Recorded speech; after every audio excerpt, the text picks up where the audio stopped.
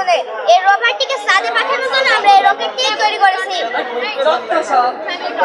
আর এই রোভারটির নাম হচ্ছে কিউরিওসিটি রোভার 1। এটা কাজ হচ্ছে চাঁদে গিয়ে বিভিন্ন তথ্য সংগ্রহ করা ও রেডিও কমিউনিকেশনের মাধ্যমে পৃথিবীতে থাকা কম্পিউটারে প্রেরণ করা। এখানে রয়েছে একটি 180 ডিগ্রি অ্যাঙ্গেলের নাইট ভিশন ক্যামেরা, যেটি চাঁদে কিউরিওসিটি রোভার 1-কে বিভিন্ন তথ্য সংগ্রহ করবে এবং এই সিগন্যাল অ্যান্টেনার মাধ্যমে পৃথিবীতে থাকা কম্পিউটারে প্রেরণ করবে। চাঁদে যেহেতু আমরা কোনো রকম ফুয়েল কিংবা জ্বালানি পাবো না, সেজন্য আমরা এখানে ব্যবহার করেছি একটি সোলার প্যানেল, যেটি চাঁদে সূর্যের আলো পড়ার সঙ্গে সঙ্গে কিউরিওসিটি রোভার 1 সার্চ করবে।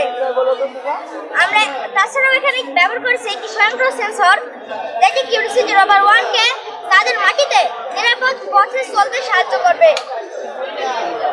যেহেতু আমরা রকেট সায়েন্স নিয়ে কাজ করছি, তাই একই প্রযুক্তি ব্যবহার করে এয়ার ডিফেন্স সিস্টেম তৈরি করা কোনো বিষয় না। আমাদের এই প্রজেক্টের নাম হচ্ছে বাংলাদেশ এয়ার ডিফেন্স সিস্টেম। এই প্রজেক্টটি যেহেতু বাংলাদেশ একটি স্বাধীন ও সার্বভৌম রাষ্ট্র, তাই বাংলাদেশের আকাশ সুরক্ষা প্রদান করা খুবই অপরিহার্য। তাই আমরা বাংলাদেশ এয়ার ডিফেন্স সিস্টেম নামক এই প্রজেক্টটি তৈরি করি। আমাদের এই প্রজেক্টটি একটি স্মার্ট রাডার এবং একটি উচ্চতা সম্পন্ন রকেটের মাধ্যমে তৈরি করা হয়েছে।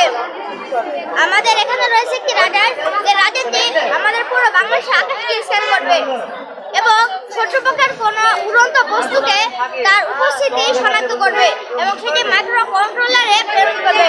মাইক্রো কন্ট্রোলার সেই সংকেতটিকে আবার বিশ্লেষণ করবে এবং রকেটটিকে সে উড়ন্ত বস্তুর দিকে ধাবিত হওয়ার নির্দেশ দেবে। এখানে আমরা অবজেক্ট ফলোইং কোডিংটি লিখে দিয়েছি।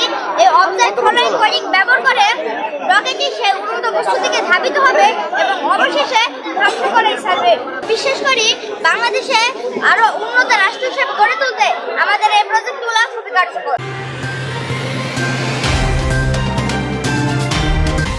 MTV অনলাইন, সত্যের পথে মোরা।